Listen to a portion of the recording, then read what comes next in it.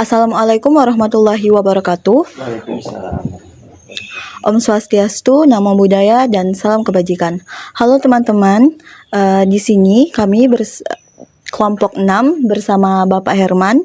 Hari ini kami akan membahas mengenai gratifikasi. Sebelumnya, perkenalkan dulu Bapak, izin perkenalkan, nama saya Malihatul Mun'amah dan teman-teman saya. Ramdhanil. Saya Fadila Nurmardia. Saya Nafi Saifullah. Di sini kami bersama Bapak Herman CH sebagai narasumber kami untuk masalah gratifikasi. Mungkin sebelum kita memulai gratifikasi ini, mungkin Bapak bisa memperkenalkan diri Bapak terlebih dahulu. Baik. Bismillahirrahmanirrahim. Assalamualaikum warahmatullahi wabarakatuh. Lebih akrab adik-adik lah ya, karena Kak Herman orang pramuka, jadi lebih akrab dipanggil adik, kakak gitu ya. Jadi adik-adik, pertama-tama tentunya kita bersyukur atas silaturahmi ini. Kemudian selawat dan salam kepada baginda Rasulullah SAW. Sore hari ini Kak Herman terima kasih atas kunjungannya. Jadi sebelum kita memulai daripada diskusi sore ini, perkenalkan nama saya Herman CH ya. Kesehariannya sekarang di posisi wira swasta. Nah, kalau pekerjaan di pemerintahannya dulu, pengalaman di pemerintahan, memang pernah menjabat anggota DPRD Kabupaten Bangka 2 periode di tahun 2009 hingga 2018 ya, karena posisi di 2018 mengundurkan diri. Nah, jadi nanti silakan mungkin ada hal-hal yang dapat Kak Herman bantu di dalam tugas ini, dalam diskusi ini. Nanti silakan. Nah, kalau memang ada hal-hal yang belum bisa kita atau belum bisa Kak Herman jawab, ya nanti kita cari dari sumber yang lain. Mungkin demikian enaknya, silakan. Terima kasih Bapak atas kesempatannya juga kepada kami hari ini. Mungkin langsung saja untuk Bapak sendiri, untuk Kakak. Untuk pertanyaan pertama itu kami ingin mengetahui bagaimana sih pandangan Kak Herman sendiri tentang gratifikasi. Oh iya. Baik, terima kasih. Jadi kalau judulnya kita nih gratifikasi ya. Jadi gratifikasi ini kalau menurut pendapat kami, ini memang pada dasarnya definisi dari gratifikasi ini adalah pemberian. Pemberian atau kalau istilah kerennya itu kan bisa ada memberi dan menerima, take and give ya. Nah kemudian tetapi menurut pendapat kami gratifikasi ini ada dua, apakah hal yang positif, apakah hal yang negatif. Nah hal yang negatif ini artinya jangan sampai pengertian daripada gratifikasi ini menjadi nilai yang negatif. Nah, yang menilai negatif. Cuman pada umumnya di keseharian kita, apalagi ada hubungannya dengan pemerintahan, gratifikasi ini sudah diterjemahkan ke hal-hal yang negatif ya. Hal-hal yang negatif dan bisa sudah menjurus ke pengertian suap. Nah, tetapi menurut saya gratifikasi ini harus jelas dulu. Makanya saya mengistilahkan ada gratifikasi positif, ada gratifikasi negatif. Nah, itu pengertiannya. Mungkin ya Pak, ya. Menyangkut dari Bapak tadi, mungkin saya sedikit bertanya. Ya. Ada nggak sih gratifikasi di daerah ini mungkin ataupun yang Bapak temui gitu Pak? Oh iya. Jadi kalau kita kembali lagi ke pengertiannya tadi, gratifikasi ini kita bagi dua dulu ya. Ini menurut saya ya, nanti silakan yang lain. Jadi kalau gratifikasi positif ini artinya boleh karena gratifikasi ini kan tidak hanya berbentuk uang, tidak hanya berbentuk materi, tetapi dia bentuknya penghargaan ya. Terus tujuan daripada penghargaan itu memotivasi diri dan sebagainya. Nah, itu bagi saya gratifikasi positif. Nah, kalau ditanya ada ndak itu dari keseharian kita pun banyak gratifikasi ya. Artinya memberi, nah tetapi tinggal tadi apakah tujuannya baik ataukah ada hal-hal yang tujuannya tidak baik. Nah, namun hubungannya dengan kepemerintahan kita, gratifikasi ini dalam tanda kutip itu sering diartikan ke hal-hal yang kurang baik. Nah, sehingga dapat dikategorikan bisa berarti suap ataupun pemberian dengan maksud dan tujuan tertentu, ya. Yang tidak boleh itu dengan maksud dan tujuan jahat. Nah, ini yang tidak boleh. Nah, kalau dikatakan apakah ada yang terjadi di sekitar atau di lingkungan, termasuk dari pengalaman kami, ya boleh dikatakan ada. Ada, apalagi kami selaku artinya sering ini ya, sering seperti mencalonkan diri di dalam proses pencalonan legislatif. Nah, ini kan banyak kita temukan hal-hal yang pengertiannya bisa kita kategorikan gratifikasi yang negatif. Nah, umpamanya diklasifikasikan dengan money politik. Padahal di dalam aturannya kan sudah ada ketentuan-ketentuan, misalkan dari nilai yang diperbolehkan, kemudian cara dan lain sebagainya. Jadi kalau dikatakan apakah ada, kalau menurut saya ada dan banyak itu terjadi, terutama di dalam proses pemilihan legislatif. Nah, kalau pada prakteknya ya masyarakat kita kan pada umumnya masyarakat yang boleh dikatakan dengan tingkat pemikiran yang masih menengah ke bawah, kadang ada juga yang menengah ke atas, sehingga mereka tidak bisa membedakan mana gratifikasi dengan maksud baik dan mana gratifikasi dengan maksud yang tidak baik, yang negatif. Itu. Jadi kalau ditanyakan ada ya ada artinya. Mungkin itu ya. Sedikit ya Pak, Ya. Jika memang ada kan, nah Ya. gimana cara kedepannya agar gratifikasi ini tidak ada lagi, maksudnya lebih mengurangi Pak, Oh, ya. gitu. Pencegahan untuk Bapak sendiri menanganinya gimana Pak? Artinya gratifikasi yang dari sisi negatif ya. Ya. Ya. Jadi kalau pengalaman kami, artinya gratifikasi ini tentunya kembali ke personal, kepribadian kita masing-masing dulu. Itu yang utama artinya. Personal, kepribadian kita masing-masing. Nah, kemudian artinya kalau dari sisi hubungan kepemerintahannya lebih diperketat daripada pengawasan. Pengawasan dan kemudian hasil pengawasan itu harus ada tindakan yang nyata. Jangan sampai seperti yang sekarang sering terjadi dalam tanda kutip itu lebih banyak ke pembiaran. Nah, dengan adanya pembiaran inilah artinya setengah bebas. Nah, makanya gratifikasi di bidang negatif ini berkembang, termasuk di dalam proses pemilihan, baik itu pemilihan dewan maupun pemilihan pimpinan daripada daerah kita. Nah, itu. Nah, kalau untuk mengatasinya tadi ya tentu kembali kepada personal dan artinya pemerintah kita harus mengambil langkah-langkah yang nyata yang dalam hal ini tidak adanya pembiaran tadi ya. Jadi kalau memang perlu tindakan ya tindakan yang tegas itu. Mungkin itu. Nah, Kak, mengenai gratifikasi tadi, Ya. dari Kakak sendiri itu kan ada gratifikasi yang negatif. Nah, Ya. seperti yang Kakak jelaskan tadi, kalau salah satu tujuan gratifikasi itu bisa dikatakan untuk merubah keputusan. Nah, keputusan seseorang yang diberikan hadiah tersebut, Kak. Nah, menurut Kakak sendiri, seberapa besar sih pengaruh gratifikasi ini dalam keputusan, mempengaruhi keputusan seseorang? Baik.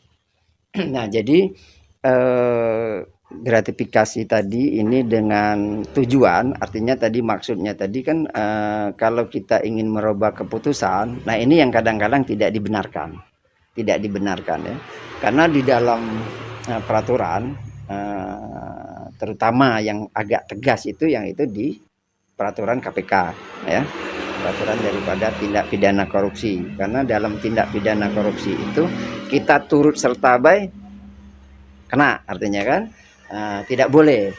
Nah, jadi pengertian daripada gratifikasi dengan maksud tujuan tertentu, nah ini yang jangan sampai terjadi, apalagi itu untuk merubah satu keputusan yang mana ketentuan-ketentuan ataupun aturan-aturannya kan sudah diatur, terutama yang baku, artinya yang lah sudah diatur melalui peraturan pemerintah, undang-undang dan lain sebagainya. Itu deh pengertiannya. Izin Pak untuk bertanya, mungkin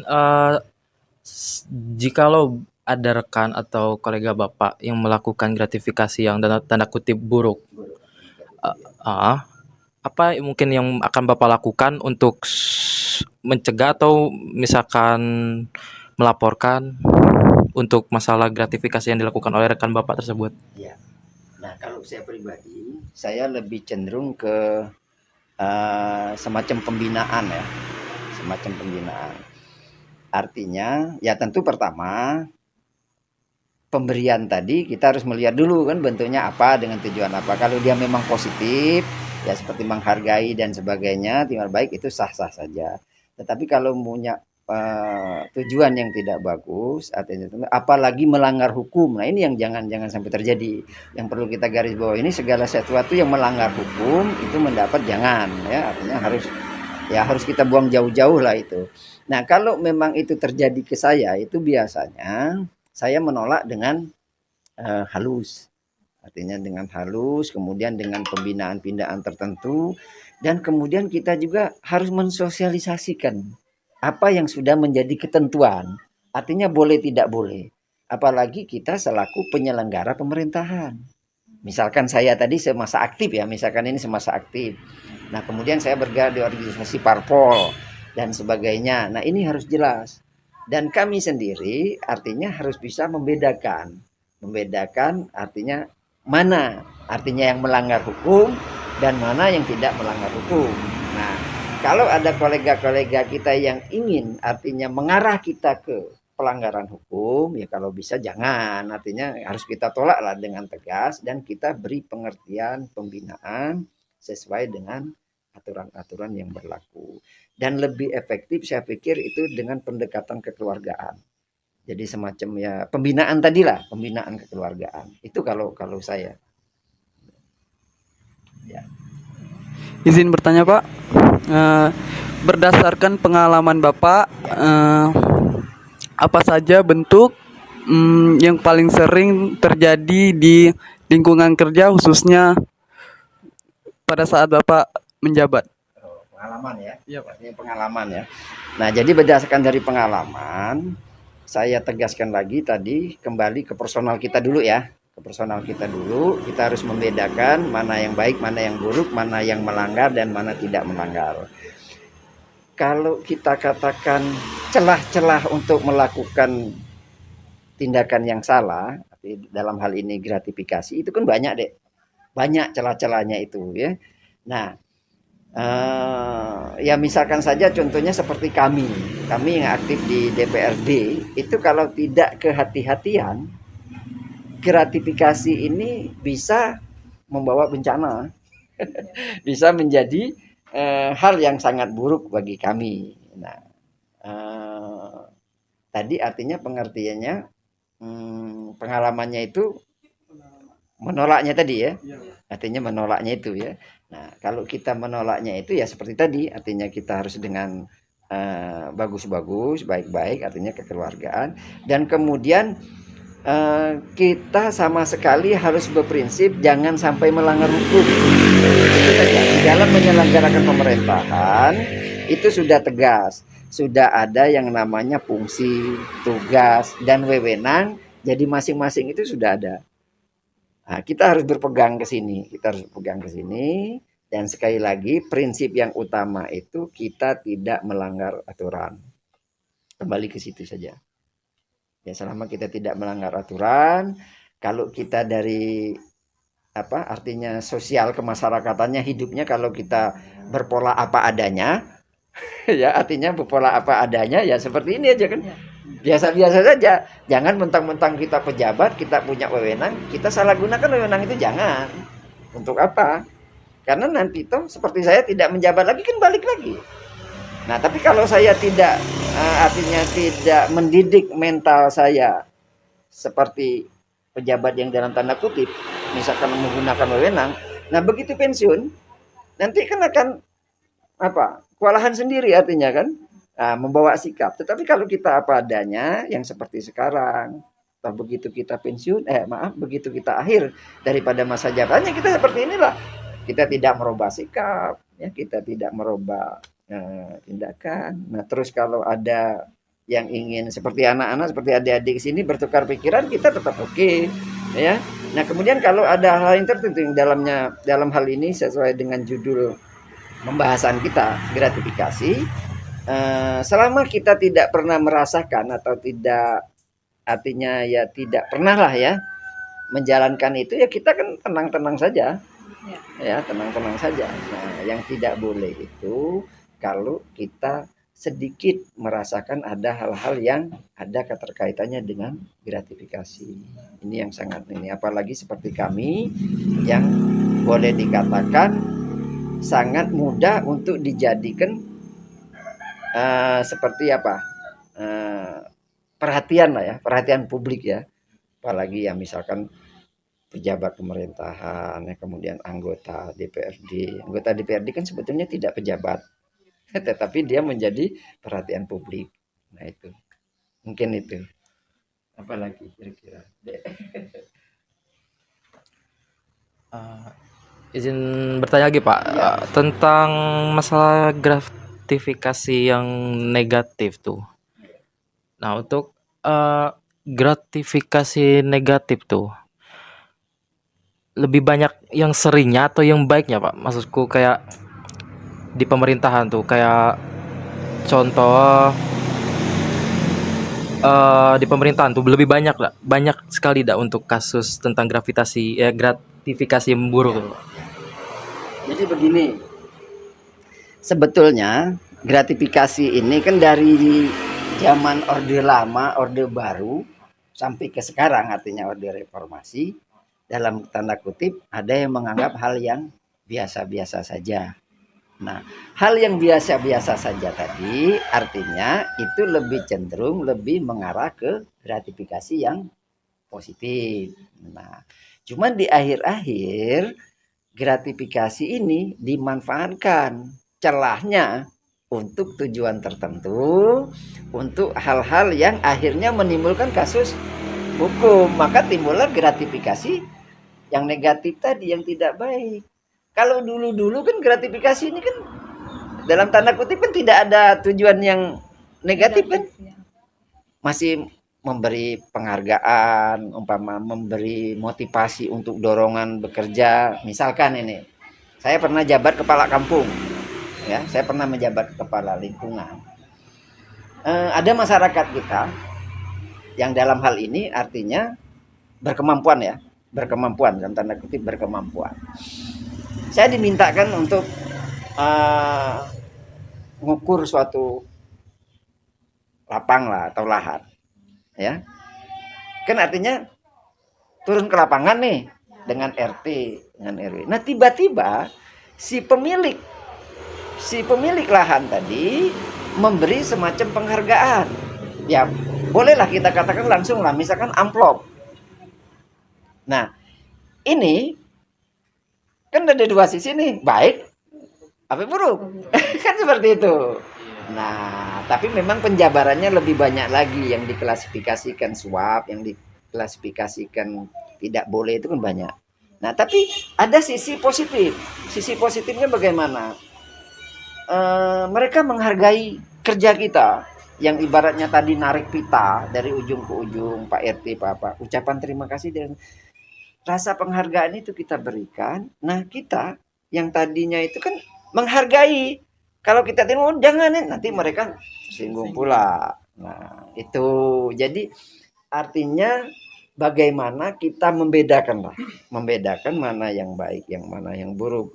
Nah, kalau saya pribadi gratifikasi ini kalau selama itu tujuannya baik, selama itu tujuannya bagus untuk penghargaan, untuk memotivasi dan lain sebagainya, kalau saya berpendapat itu sah-sah saja. Itu. Tapi yang tidak boleh tadi gratifikasi dengan tujuan tertentu, apalagi yang melanggar aturan, melanggar hukum. Itu kalau pengertian saya yang selama ini saya pakai. Itu. Oke.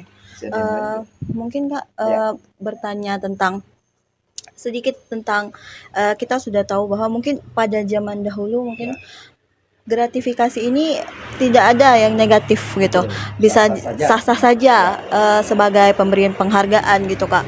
Tapi semakin berkembangnya zaman Ya. ini kan peraturan semakin ketat juga Kak. Nah, Ya.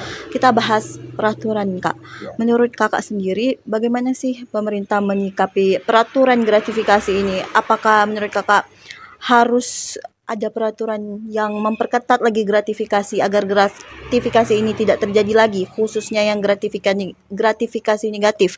Atau menurut Kakak hukum yang ada sekarang sudah sesuai Kak? Baik, jadi kalau pendapat saya, sebetulnya dari aturan-aturan yang sekarang itu sudah jelas.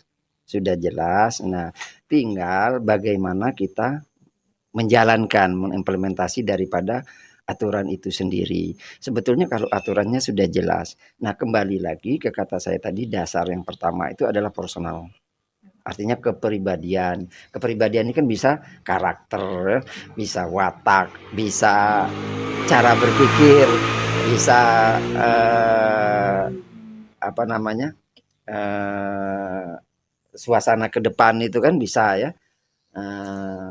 Pengertiannya jadi kembali lagi ke personal tadi. Nah kalau dari sisi aturan pemerintah yang sekarang, Kak Arman pikir itu sebetulnya sudah lengkap, sudah jelas-jelas, boleh tidak boleh, aturan dari ini, aturan dari ini.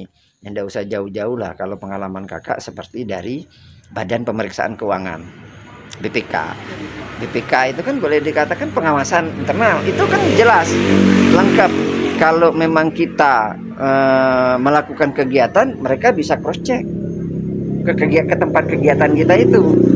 Nah, jadi kembali lagi ke personal tadi, bagaimana kita mengimplementasikan daripada aturan itu. Misalkan kalau Kak Herman sendiri, Kak Herman ingat betul itu apa yang diingatkan oleh BPK itu. Misalkan yang pertama kata BPK, jangan sampai kita artinya melanggar itu, kita harus tepat ya, tepat administrasi ya enggak. Kemudian tepat waktu, kemudian juga artinya tepat daripada penggunaan anggaran itu. Jadi artinya tidak ada markup, ya, tidak ada ya semacam rekayasa dari aturan yang sudah ditentukan. Itu. Mungkin berarti ini solusi dari Kakak adalah kembali ke pribadi Personal. orang personal Ya. itu sendiri. Nah, untuk kita semua Kak, khususnya kami mahasiswa, bagaimana sih Kak kami menyikapi gratifikasi tersebut? Lalu bagaimana kami, khususnya ya kami kan Ya. tidak tahu bagaimana kami ke depannya, apakah kami juga bekerja dalam dunia politik nantinya. Ya. Nah, bagaimana kami memupuk pada diri kami sendiri dalam personal kami sendiri Oh, ya. mentalnya itu Kak, bagaimana Kak? Ya, baik, makasih. Nah, jadi ini termasuk boleh dikatakan saran Kak Herman juga pada adik-adik.